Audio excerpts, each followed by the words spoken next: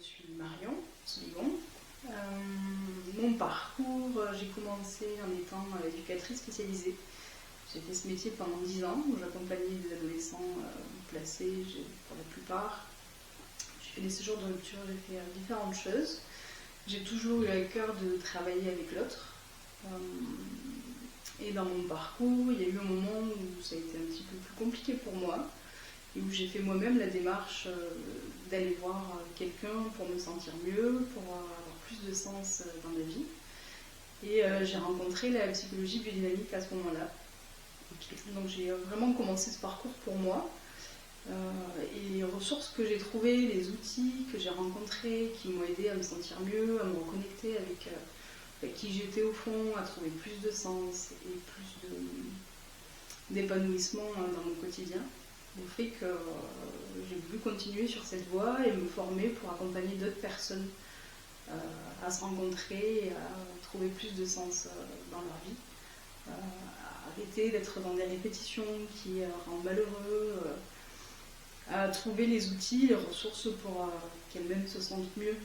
Et du coup, le métier de thérapeute, ce que j'apprécie, à la différence de mon métier d'éducatrice, c'est que les gens font vraiment le choix de venir à un moment donné, quand quelque chose ne va pas, de faire la démarche responsable d'aller chercher les outils pour se sentir mieux. Un réel engagement personnel. Voilà, c'est ça. J'avais à cœur que les gens puissent vraiment venir de leur propre choix, ce qui n'était pas toujours le cas quand j'étais éducatrice. Et du coup, aider quelqu'un qui ne veut pas être aidé, je trouvais ça difficile. Et c'est ce que je recherche aujourd'hui dans mon métier, c'est que les gens viennent et que je suis présente pour répondre à ces demandes. Ok, qui viennent d'eux-mêmes, tu es là comme un support, tu les guides, tu les accompagnes. Ouais, c'est ça, j'accueille ce qui est là au moment présent, ce avec quoi ils viennent de difficultés du quotidien, qui peuvent être récentes par une situation, un deuil, une difficulté professionnelle, ou datées de quelques années avec le sentiment que y a des choses qui ne fonctionnent pas, qu'il y a des difficultés qui reviennent régulièrement, et une envie de comprendre pourquoi, et puis surtout de vivre autrement aujourd'hui. Comment ça se passe en fait quand les gens viennent te voir? Concrètement, les gens viennent avec ce qu'ils ont à partager de leur vie aujourd'hui. Et moi, j'ai à cœur du coup d'accompagner à la fois sur le psychique, mais à la fois aussi sur le corporel, parce qu'il y a plein de choses qu'on intègre dans le corps. Le corps a une mémoire de l'histoire, de ce qui s'est passé, de comment il a fallu réagir à certains moments. Et du coup, parfois on peut comprendre des choses intellectuellement, on peut se dire, voilà, j'en suis arrivée là parce qu'il m'est arrivé ça, parce que j'ai dû, mais ça reste présent dans le corps. Donc moi, l'accompagnement, il est de sorte de faire avancer la tête en même temps que le corps, de venir... Sacré challenge. C'est sûr, mais c'est quand même plus facile de comprendre les choses mentalement que de vraiment sentir une évolution dans le corps. Donc tu accompagnes quand les gens, ils ont une compréhension mentale, tu vas les accompagner à repérer la sensation ou ce qui se passe au niveau du corps. Voilà, l'idée c'est de reconnecter à la sensation. Alors, on parle là de personnes qui sont dans le mental, qui ont compris, c'est pas forcément toujours le cas. Il peut y avoir des incompréhensions à la fois corporellement et à la fois psychiquement, juste on rend compte qu'il y a quelque chose qui ne va pas. Mais l'idée, oui, c'est de reconnecter aux sensations parce que le corps est vraiment juste dans ce qu'il vit. Il est juste aujourd'hui. Et donc, pouvoir sentir, avoir ces informations, ça donne des informations sur vraiment la personne qu'on est au fond. Est-ce que ce choix que je fais d'aller à telle soirée où je suis invitée, faire telle chose que finalement j'ai peut-être pas vraiment envie de faire, mais je me dis qu'il faut que je le fasse, le corps va savoir nous dire si c'est ok ou pas pour nous. Et on peut vivre toute sa vie en mettant ça de côté, en s'obligeant à faire des choses, mais être connecté à ces sensations, ça permet quand même de beaucoup mieux se connaître et de pouvoir faire ses choix en fonction vraiment de ce qu'on ressent. Et de dire ok, je fais fi de ça et j'y vais, ou alors je prends le temps de m'écouter et je me respecte et du coup je soutiens la part positive en moi qui sait ce qui est bon pour elle. Et alors du coup, donc j'entends qu'il y a une sorte d'anamnèse, d'échange psychologique avec la personne, et donc après l'accompagner au niveau corporel. Mais alors là, concrètement, au niveau corporel, comment ça se passe pour l'accompagner, cette personne? Donc dans les outils, il y a le massage. Le massage, c'est vraiment un de mes outils principaux et qui va revenir régulièrement. Même s'il n'est pas là tout au long de la séance, il va certainement arriver en fin de séance pour qu'on puisse intégrer dans le corps. Mais le massage fait partie des outils pour relancer la régulation qui est naturelle au corps, de pouvoir digérer à la fois les aliments et à la fois les émotions, ce qu'on appelle le péristaltisme ou le psychopéristaltisme. C'est les capacités qu'a déjà le corps de pouvoir se réguler, de pouvoir avancer dans le quotidien malgré tout ce qui arrive et de digérer ça, de venir réguler au fil des heures, de la journée et des semaines. Donc ça, je le mets vraiment beaucoup en pratique. Après, il y a d'autres outils. Il y a la Gestalt. C'est la Gestalt qui est de savoir écouter les différentes parts qu'on a en soi, de pouvoir regarder le monde aussi, pas seulement avec les yeux avec lesquels on regarde habituellement, mais de pouvoir aussi questionner quand on sent qu'il y a des conflits. J'ai envie de faire ça, mais j'ai aussi envie de faire ça. Ok, qu'est-ce qu'elles veulent chacune de ces parts et comment on peut faire en sorte que ce conflit il soit mieux géré et qu'il soit écouté dans les besoins au départ qui étaient là. Donc il y a ce genre d'outils, il y a les rêves éveillés, il y a ce qu'on appelle la végétothérapie, c'est d'aller écouter le corps. Donc c'est une séance qui peut se faire allongée et j'ai une tension par exemple dans l'épaule. Je vais venir vraiment écouter ce qu'elle a à dire, à quoi elle ressemble. Est-ce que c'est un poids qui vient? Est-ce que c'est quelque chose qui sert? Je vais questionner la personne qui est allongée, qu'elle puisse vraiment se mettre à l'écoute de sa sensation et qu'on soit juste là-dessus, qu'il n'y ait pas de mental, et que ce soit, ça peut être des images, des couleurs, des choses qui viennent là, dans le vécu de la personne, apparaître à ce moment-là. Et du coup, en tirant ce fil-là, ce que j'allais dire, c'est que le corps, en fait, il n'est pas fait pour rester bloqué dans une situation compliquée. Il va forcément y avoir un moment de rebond, un moment où le corps va trouver la solution à ce qui est problématique maintenant. Et donc, on va aller justement là, chercher quel rebond le corps a à dire, à donner à une situation qui est douloureuse, compliquée, avec des images qui peuvent être soit violentes, soit négatives, quelque chose de plus difficile. Le corps vient donner la solution. Ok. Donc ça, c'est des séances, voilà, c'est la végétothérapie, c'est très intéressant, c'est vraiment de donner la parole au corps. Essayer le plus possible d'effacer le mental de la situation dans laquelle on est là. Ok. Et donc, en fait, les gens qui viennent te voir et que tu accompagnes à travers cette approche et différentes techniques, qu'est-ce qu'ils viennent régler? Mais est-ce qu'il y a des problématiques spécifiques qui reviennent régulièrement, ou spécifiques peut-être? Là, comme ça, je dirais que les gens viennent avec ce qui est là. Parfois, ils viennent avec un sujet, finalement, c'est pas celui-là qui est vraiment abordé en profondeur. Donc, c'est difficile de savoir au départ vraiment quelle est la face visible de l'iceberg. Il peut se passer... Voilà, tu peux venir pour un conflit professionnel avec des collègues, avec un patron. Je peux venir parce que j'arrive plus à la maison à gérer tout ce que j'ai à faire. Finalement, quand on écoute un peu les histoires, on se rend compte que ça peut venir d'il y a bien plus longtemps. Ça vient souvent de la construction pendant l'enfance, avec des choses où le corps, et sans y prêter attention, la tête a dû s'adapter pour être d'une certaine manière, pour correspondre aussi. La plus grande peur de chacun, je pense que c'est perdre l'amour. Donc avoir l'impression que l'amour doit se mériter, que l'amour risque d'être perdu. Et quand on a l'impression que ça doit se mériter, on doit faire des choses, on doit être de telle manière pour pouvoir le recevoir, ça crée une blessure qui va créer un petit peu la manière dont on s'adapte à la vie après. Donc quoi qu'il en soit, on vient finalement quand même réparer ces blessures d'amour, d'affection qui ont pu être là un moment, oubliées, et puis on n'a pas la sensation que c'est ce qui est encore pesant aujourd'hui. Mais finalement, pourquoi on fait tout ça? Pourquoi on se démène au travail? Pourquoi on se démène dans une vie où on associe plein de choses, on fait tout le temps des choses à 1000 à l'heure? Ou au contraire, pourquoi on n'arrive pas à faire ce qu'on veut faire? Quelle est la peur derrière?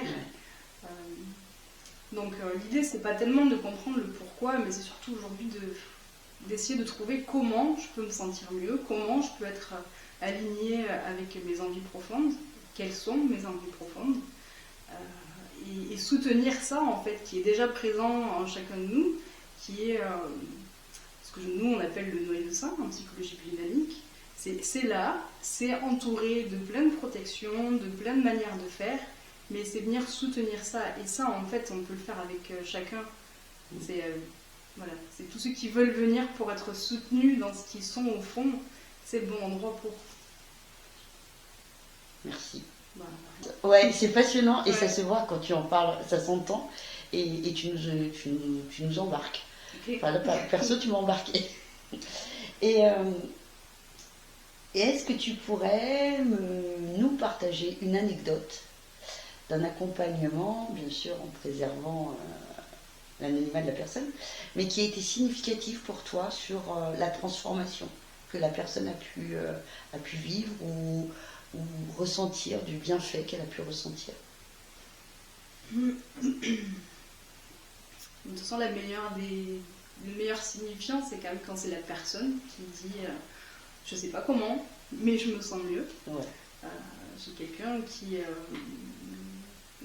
a pu me dire ça, qui a dit je comprends pas comment ça fonctionne, je comprends pas parce que j'ai pas tellement parlé de mes traumas, j'ai pas parlé de ce qui était compliqué pour moi, je suis pas rentrée vraiment Dans le dur, quoi. dans le dur de mon histoire. Et pourtant, je sens déjà que je reconnecte à certaines sensations, je reconnecte à des émotions.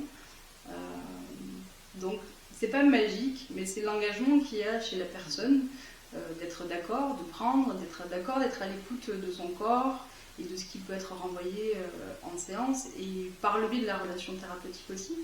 Mais quand la personne dit je me sens mieux, ça j'y arrive mieux, je gère, il n'y a plus de drame, il y a des choses que je traverse, il reste des difficultés, hein, on n'enlève pas les difficultés, l'idée c'est pas de les éviter, d'éviter le conflit à tout jamais, mais c'est de pouvoir le traverser sans être totalement dévasté, sans être totalement au fond du trou comme on a pu l'être avant, ou dans des réactions qu'on pouvait avoir avant. C'est de se rendre compte qu'il y a quelque chose de différent qui fait que, oui, c'est désagréable, c'est peut-être grave, mais je continue, la vie continue avec ça, et je suis pas seule pour le vivre, surtout. C'est de savoir aussi que je suis pas seule pour le vivre. Il y a des endroits, il y a des lieux où je vais pouvoir être écoutée, entendue, où je vais pouvoir montrer mon émotion, et qu'elle soit accueillie sans qu'on me demande rien de plus. C'est juste un espace qui est disponible pour ça, où je peux me permettre de lâcher, que ce soit mental, physiquement, peu importe, mais de lâcher tout ce qui a besoin d'être lâché, ou déposé du moins. J'ai rien à prouver, je suis telle que je suis, avec mes émotions, avec toutes les pensées, parce qu'on a tous des pensées inavouables et qu'on a envie de partager avec personne, mais elles font partie de nous aussi, et dans ces endroits-là, dans le cadre de la thérapie, ces pensées, elles sont les bienvenues, parce que c'est aussi des parts de nous qui ont peut-être des choses à dire, ou qui ont besoin d'être rassurées. Et c'est de savoir que cet espace-là, il existe. Quand on croit que personne ne peut comprendre, ou personne ne peut entendre, non, il y a des endroits qui existent.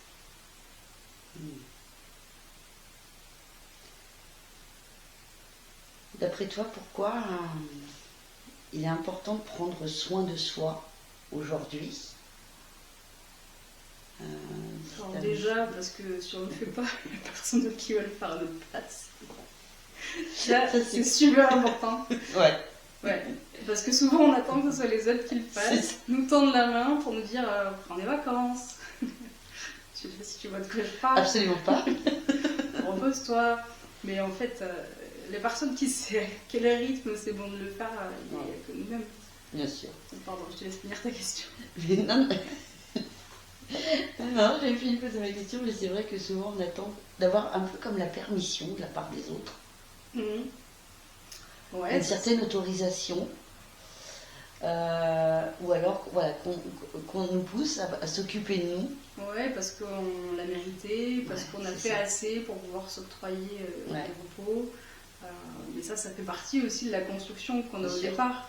Est-ce que pour s'autoriser à prendre soin de soi, il faut avoir fait 15 000 trucs pour les autres, ou est-ce que juste je sais quand est-ce que j'ai besoin de repos, quand est-ce que je commence à être grognon parce que je suis fatiguée, du coup il y a une personne qui va m'envoyer me coucher, sinon moi. Mais ça fait partie des constructions l'espèce de deal qui a pu être fait pendant l'enfance pour pouvoir jouer, je dois faire telle chose avant. Tout ce qu'on a intégré, toutes les croyances intégrées qui font que j'ai besoin que l'autre me dise oui, c'est bon, c'est ok, tu as bien mérité.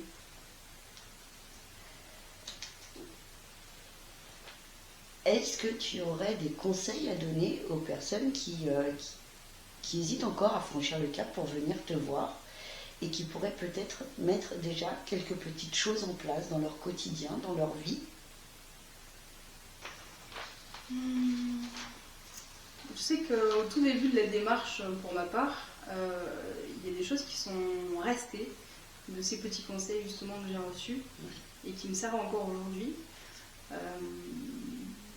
C'est déjà d'essayer d'être un peu dans l'observation de soi, de se rendre compte quand je suis en réaction avec quelque chose, que j'entends, je suis vexée, je suis en colère, il se passe quelque chose d'un peu démesuré par rapport à la situation réelle, me demander là, qu'est-ce qui est touché, quel est le besoin derrière, est-ce que j'ai besoin qu'on me respecte plus, est-ce que j'ai besoin qu'on me laisse un peu tranquille, mais derrière il y a toujours un besoin qui n'est pas tellement respecté.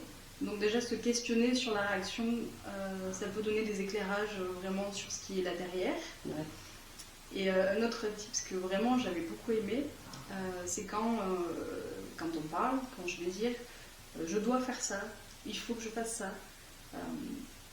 Essayer de remplacer par j'ai besoin, est-ce que j'ai besoin de faire ça parce que je dois aller travailler et j'ai besoin d'avoir de l'argent pour vivre.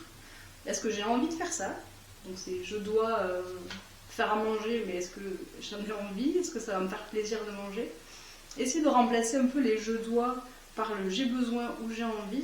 Et si c'est pas le cas, pourquoi je dois? Pour qui? Se questionner de quelle est l'espèce d'instance supérieure qui vient me faire croire que je dois faire quelque chose que j'ai pas besoin de faire et que j'ai pas envie de faire. Et ça, c'est super intéressant de répondre à cette question. J'ai l'impression qu'on a répondu à tous nos problèmes quand on s'est posé ces deux questions. Il en reste, je dois aller manger chez mon oncle parce qu'il m'a invité. Pourquoi? Si j'ai pas besoin, si j'ai pas envie, est-ce qu'il y a des obligations familiales à laquelle j'arrive pas à me détacher, qui me semblent obligatoires, mais pourquoi? Qu'est-ce qui est venu là s'intégrer dans mon corps et dans les manières de faire du reste de ma famille qui fait que je ne peux pas questionner ça. À partir du moment où je peux le questionner, ou si oui, j'ai envie d'y aller parce que ça me fait plaisir de voir mes proches, c'est ok. Mais si c'est pas là, pourquoi? Est-ce que tu aurais des ressources à conseiller aux personnes qui voient cette vidéo, que ce soit peut-être des livres, des podcasts, des vidéos, qui veulent commencer à s'intéresser un petit peu à cette approche, à cette thématique? Peut-être pareil qu'avant, je vais répondre à ce qui moi m'a servi au début de ma transformation.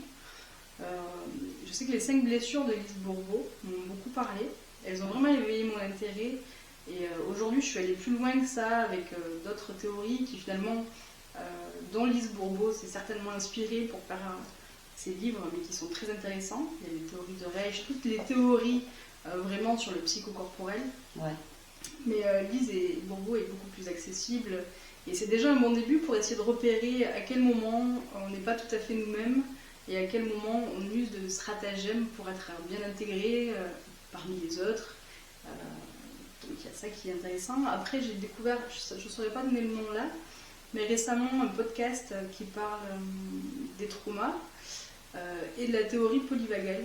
Et je la trouve vraiment très très intéressante parce qu'elle souligne le fait qu'un trauma c'est pas forcément une situation, quelque chose de gros qui nous est arrivé dans la vie hyper marquant, mais ça peut être des traumas je sais plus comment on appelle ça, mais juste des petites choses un petit peu répétées durant l'enfance qui font que on est obligé de s'adapter.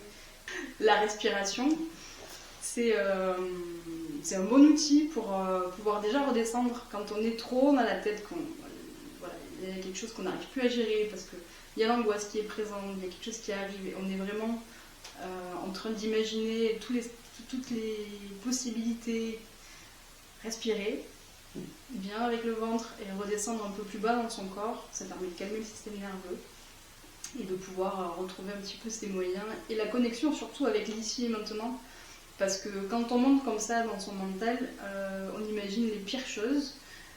Et en fait, si je regarde autour de moi, j'ai les 2 pieds sur le sol. Ça va, l'environnement il est sécure. Il y a des gens que je connais mes ressources. Je peux me calmer là parce que là, en fait, il n'y a rien de grave qui est en train d'arriver.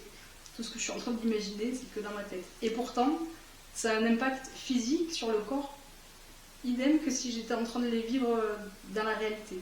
Donc, calmons-nous, revenons à ici et maintenant, ça va bien. Et voilà, l'avenir se révélera à un moment donné, il sera certainement moins pire que celui qu'on avait imaginé. Ouais. Pour ceux et celles qui regardent cette vidéo, moi je vous invite à nous poser vos questions en bas de cette vidéo, auxquelles on se fera, ou Marion se fera plaisir de vous répondre. Parce que je pense que ça trotte à l'intérieur de nous quand on écoute tout ce que tu nous dis. Ok, super. Où est-ce qu'on peut te trouver pour rentrer en contact avec toi, pour te voir? Comment ça se passe? Du coup, moi je suis sur Montauban. Je pratique le mercredi à l'espace Enea qui est au centre du route de Montbartier à Montauban, du côté d'Albastune. Et le reste de la semaine, je suis au cabinet du Faux. Pour me trouver, je pense que vous tapez Marion Sol massage biodynamique sur Google et vous allez trouver ma page Google et mon site web qui est rattaché. Ok. Voilà. Page Facebook, Insta? Page Insta, Marion Sol, et page Facebook, Marion Sol, thérapie biodynamique, quelque chose comme ça. Allez. Je vais m'améliorer sur la communication. Oui, non, mais parce qu'on est sympa, on va vous donner tous les liens en dessous de la vidéo, quand même. Merci beaucoup, Marion. Avec plaisir. On te dit à très bientôt. Allez. Allez. Merci à toutes et à tous et à très vite pour une prochaine vidéo.